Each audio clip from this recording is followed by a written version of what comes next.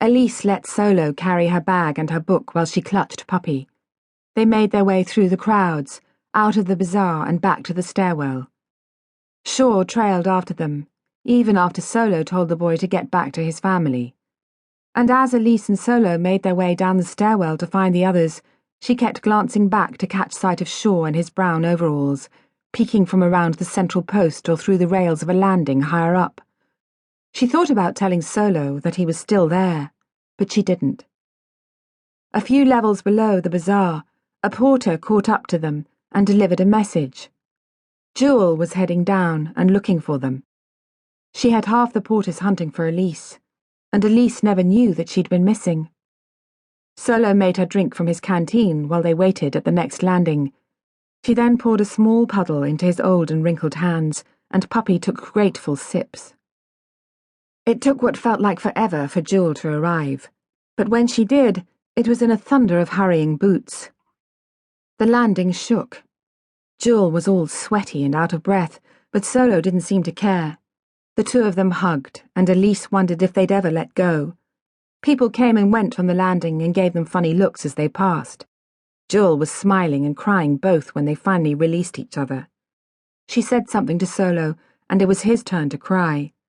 Both of them looked at Elise, and she could see that it was secrets or something bad. Jules picked her up next and kissed her on the cheek and hugged her until it was hard to breathe. "It's gonna be okay," she told Elise. But Elise didn't know what was wrong. "I got Puppy back," she said, and then she remembered that Jules didn't know about her new pet. She looked down to see Puppy peeing on Jules' boot, which must be like saying hello. "A dog," Jules said. She squeezed Elise's shoulder. "You can't keep her. Dogs are dangerous." "She's not dangerous." Puppy chewed on Elise's hand. Elise pulled away and rubbed Puppy's head. "Did you get her from the bazaar? Is that where you went?" Jules looked to Solo, who nodded. Jules took a deep breath. "You can't take things that don't belong to you. If you got it from a vendor, it'll have to go back." "Puppy came from the deep," Elise said. She bent down and wrapped her arms around the dog. "He came from Mechanical. We can take him back there, but not to the bazaar. I'm sorry I took him." She squeezed Puppy and thought about the man holding up the red meat with the white ribs. Jules turned to Solo again. "It didn't come from the bazaar," he confirmed. "She plucked it from a box down in Mechanical." "Fine. We'll straighten this out later. We need to catch up with the others." Elise could tell that all of them were tired, including her and Puppy, but they set out anyway. The adults seemed eager to get down, and after seeing the bazaar, Elise felt the same way. She told Jules she wanted to go home, and Jules said that's where they were heading. "We ought to make things how they used to be," Elise told them both. For some reason that made Jules laugh. "You're too young to be nostalgic," she said.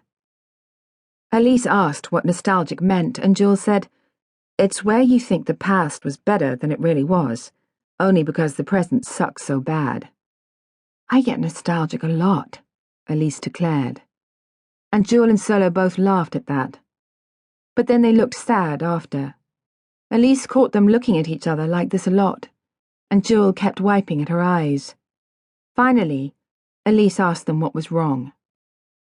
They stopped in the middle of the stairway and told her about Marcus, who had slipped over the rails when that crazy crowd had knocked her down and Puppy had gotten away. Marcus had fallen and died. Elise looked at the rails beside her and didn't see how Marcus could slip over rails so high. She didn't understand how it had happened, but she knew it was like when her parents had gone off and never came back. It was like that. Marcus would never come laughing through the wilds again. She wiped her face and felt awful for Miles, who wasn't a twin anymore. "Is that why we're going home?" she asked. "It's one of the reasons," Jules said. "I never should have brought you here." Elise nodded. There was no arguing with that. Except she had Puppy now, and Puppy had come from here. And no matter what she told Jules, Elise wasn't giving him back.